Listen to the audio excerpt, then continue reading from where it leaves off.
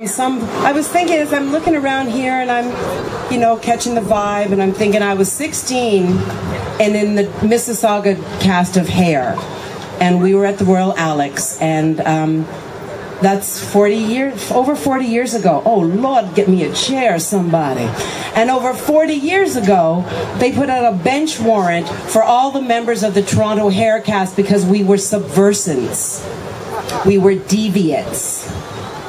So they were allowed to, we were told by our lawyers, the company lawyers, to never walk by yourself on the streets of Toronto. Because when you get arrested or pulled into the car, you need to have one person who can run for hell. This was Toronto. I was doing Let the Sunshine, you know what I'm saying to you. They broke into my apartment, and they were in the freezer opening up my frozen peas to make sure, I don't know what, I was freezing them properly. I never keep pot in my freezer. It gets mold. Everybody knows that. They're so crazy. So crazy. And then there I was, not a year later, being very she-she, boo-she, foo-she, vanilla cream-ish, whatever, at Bloor End University having a lunch with somebody who was paying. And all of a sudden, the room started to empty. And I didn't notice it at first because I was wearing my, Foster Grants, and I was really out of my mind. And I was trying to make sure that the spoon went from the bowl to my mouth as opposed to my chin or my cheek or my chest. And I did note that, and then the next thing I know, I'm surrounded by men in blue. Angela Davies from the Black Panthers had been spotted in Canada. I was a black female with an afro and glasses. I must be Angela Davies in Canada. So they whisk off the man who was paying the check, which was really a drag. And I'm left there, and all I can think of is, I hope I don't have a roach in my bag, because it's bad enough to be arrested for somebody else with nappy hair, but then to be carted away because I had a leftover, end of a roach of an end of a, on a cliff. Excuse me? So I'm sort of saddened to see what happened the few weeks ago in Toronto. The thing that scared me the most was when they were marching forward with that all in black and that thump like this, and they could not give up a solid beat. And that was really scary to me because that means they have no sense of rhythm. That's not the Toronto I would care to love. The Toronto I would care to love would probably elect this guy for mayor because, he knows good weed. I think that that's where we are right now. I think that everybody needs to just step back, exhale on the I got rhythm, I got music, I got my people. So anyway, I rewrote the lyrics to Oh Canada, because I'm an American who became a Canadian. Okay, I was Swiss, it's a long story. But anyway, I'm a Jewish, black, native Canadian. American, born in Switzerland. I'm a Canadian, I'm a North American.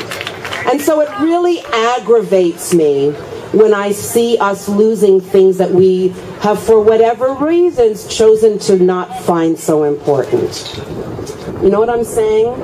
When you don't vote because you say, what difference does it make? When you don't think about it's an advertising world. What did McLuhan say? Yeah, just say it inside your head. I don't need to say it. So whatever he said, hey. Then, if that is the message, don't y'all think you've been being led astray? Think globally, work locally, whatever. Like when your words get co-opted, they mean nothing. They mean nothing. So what we need to do now is think right here, right now.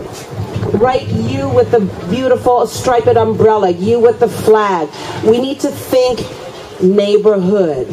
Because once our words were co-opted, they cease to have our meaning. And they have some other HST, harmonized, freaking my ass, it's not harmonized taxing. We need to think of your person on the other side of your shoulder. That is how we think about people on the other side of the world. If you don't have a face, it means nothing. When your words are co-opted and twisted to become a GAPP ad, it loses its relevancy. When the world turns into a big Hallmark moment, our words lose their relevancy. We must constantly strive to reclaim not just our country, but our vocabulary. We suffer under the delusion of thinking that our words mean something that they do not. Our words are in collusion with colloquialism, inherent racism that transforms into all of us or the others. Do you understand? We will never be they. We will always be the others. And when you look at the others, look at us as others. Therefore, as others, we need to reclaim language. Reclaim it and steak on it. And I'd like my steak medium rare. I am not a veggie, but I tip my fro to those of you who are in leather shoes. So here's my... Oh, Canada, they've done sold you downstream, broken social promises again, again, and again. With a saddening, maddening hearts, we watch them burn. Our civil liberties dividing us all. Okay, so then I made a mistake, right? Because I was going, so what song am I singing? Because sometimes you think, am I singing the national anthem up in there somehow? It's all those football games, those sports games that just keep going and going, and now I don't even know what season it is. And when I don't know what season it is, I feel less Canadian, because Canada has great seasons. And when you take away my seasons, I start feeling less of who I am. It's the little things. Your rights, your things are eroded slowly, slowly. They creep into your refrigerator until you open it up and all that's there is Diet Coke from China.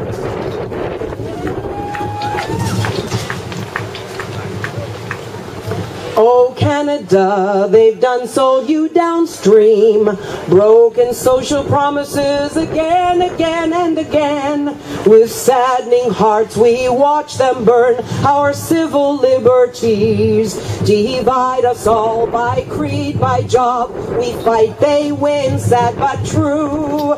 But we must bless this land to keep it glorious and free.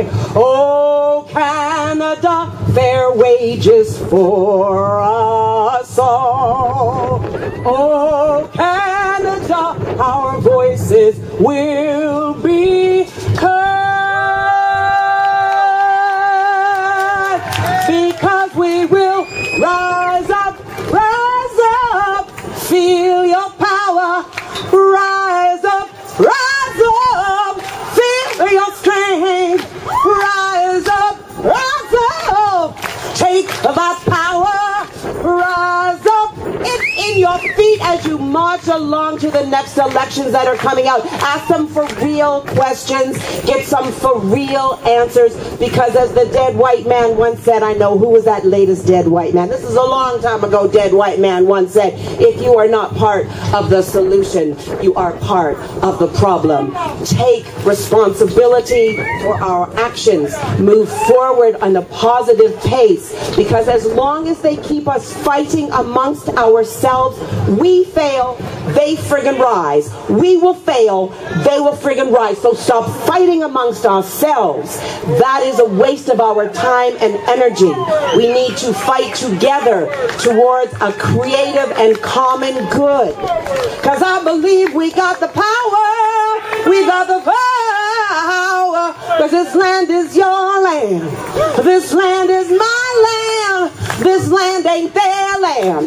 This land is our land. This land is my land. This land is your land. This land is our land. This land does not belong to bricks and mortar and words that were written in such a heinous, hateful fashion so many freaking decades ago. They have no merit, no relevancy. The time now is to create fresh. Carve out a new freaking door. When you're painted into a corner, make a new door? Who got a saw? Who got a hammer? Cut a new door and walk on through. Dance on through to the other side. Dance on through to the other side. Dance on through to the other side, because we're Canadians and we rock that way. Thank you very much. Stay positive.